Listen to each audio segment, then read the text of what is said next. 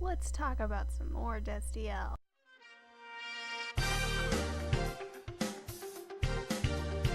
Now, season 12 has been pretty darn big, as I've talked about before, but this episode tops it all. Like, this is unbelievable. It's a breakthrough. I'm just still reeling. I'm just gonna make a video about it. Okay.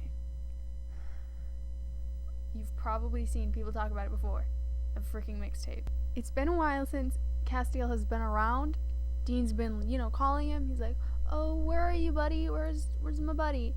And he's kind of fed up. He's kind of tired and sad and wants his husband back. And he finally walks through the door. He just walks through the door.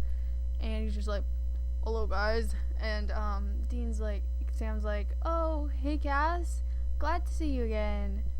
And then Dean's like, "No, excuse me. I believe the correct question is, where the hell have you been?" And Cass is like, "Oh, no, he's angry." And he's like, "Yeah, I'm angry. You ignored all my phone calls." And he's like, I couldn't reply. And Dean is considerably mad. I was watching this episode, well, to be honest, I was just showing certain scenes to my siblings, and my younger brother was like, "I thought Dean liked him." And I was like, "Yes, Dean likes Cass. He's angry." So, apparently some people didn't realize that. Like, okay, he is angry. You can still love someone and be angry at them. He gets angry because he does love him, because he missed him, and he's like mad, and he's like, "Dude, you can't just leave me like that." And just watch how emotional this scene is. Why have you ignored our phone calls? His voice crack, though. Their acting is so beautiful. Like, I'm taking acting classes, and I'm actually doing Destiel's monologue from The Man Who Would Be King as, that's my monologue.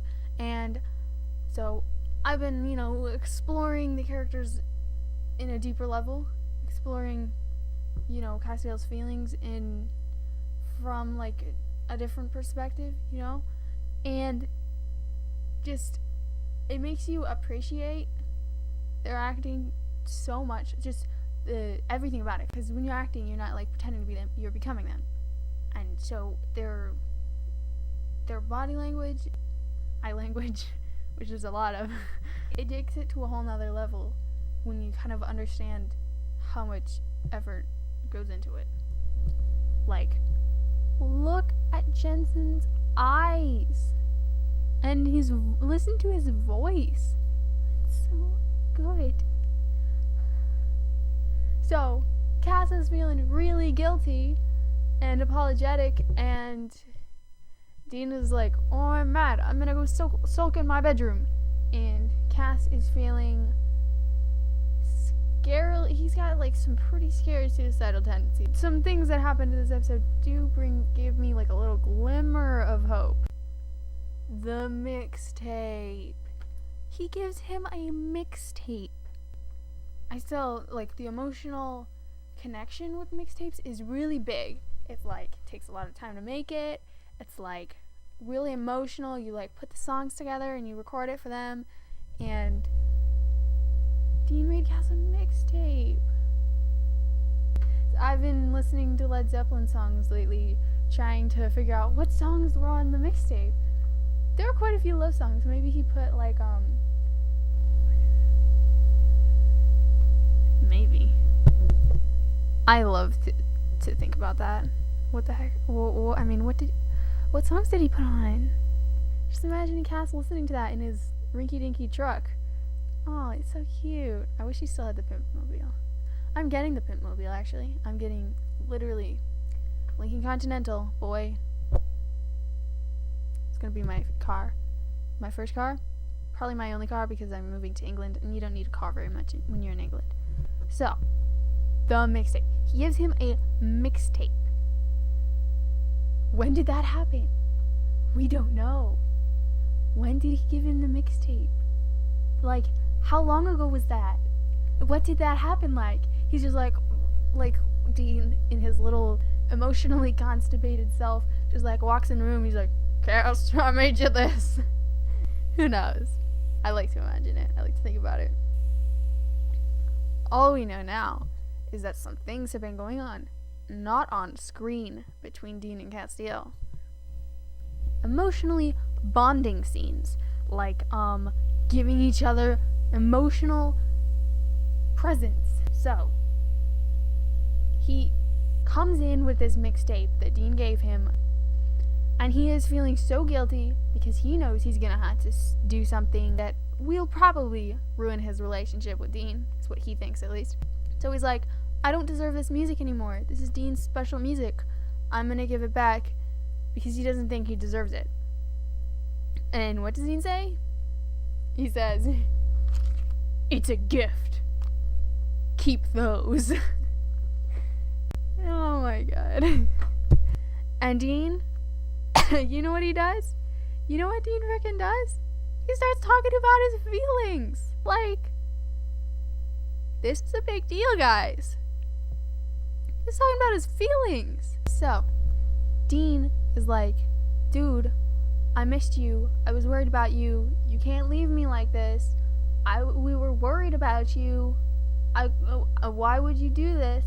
And Cass reveals that, he's still got that suicidal mindset where he believes he has to fix all his problems or do things to redeem himself, which is really dangerous for their lifestyle. You don't have to do this alone. Like, that's the main issue. And Dean says that. Dean's like, we. And Cass is like, we? And then Dean's like, we. You, me, and Sam. And Cass is like, oh, okay. And then he's like, I'd like that. And then Dean's like, I'd like a beer. You gotta like level out all of those feelings you just talked about with, some nice alcohol. Gotta get your masculinity back after revealing all of those feelings. And then the reason Cass feels so guilty and feels like he has to return this precious gift happens, and he steals the Colt. He doesn't just steal the Colt. He steals it from under Dean's pillow, which he hasn't told anyone he puts it there, not even Sam. Which means that Destiel knew Dean put the gun under his pillow, which means he might have been on his bed. He might have been, on his pillow and been like, oh, what is that underneath the pillow? Oh, it's a gun.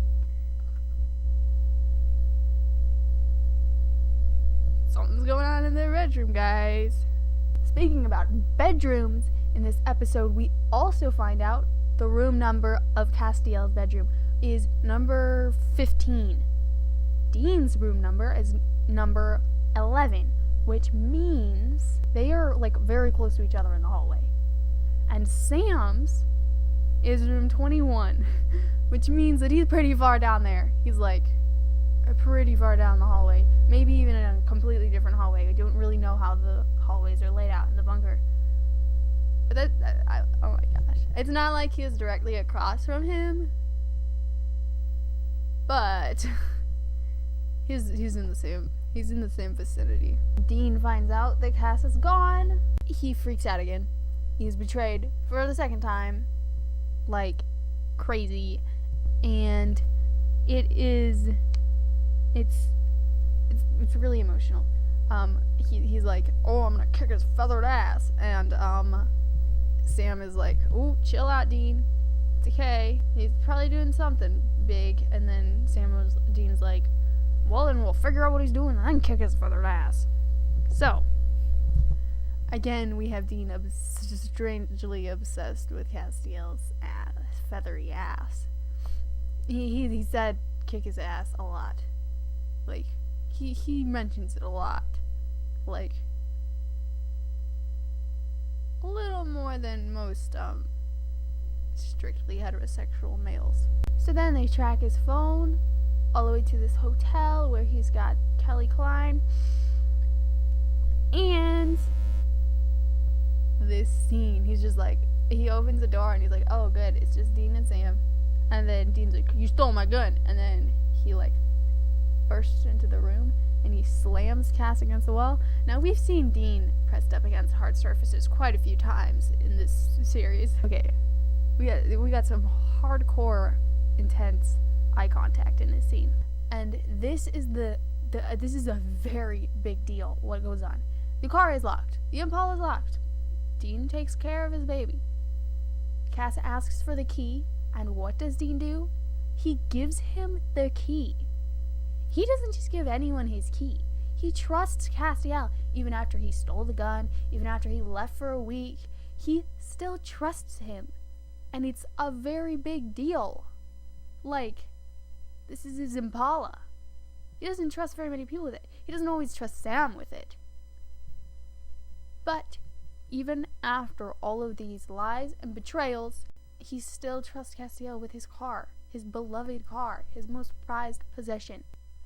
Let me know what you think. I mean, this is pretty straightforward, a lot of these scenes. I mean, a lot of people think that we're putting too much emotion into the mixtape, but it's a very big deal. Whether you want to believe it's, you know, they're just a sign of their friendship, like they're sharing their music, or whether you want to believe it's something more, which I do, but I mean, it's completely up to you, whatever. But it's permanently marked in canon that, you know, there is the more profound bond, and it's not just Destiel sided, it's both ways. They both are more connected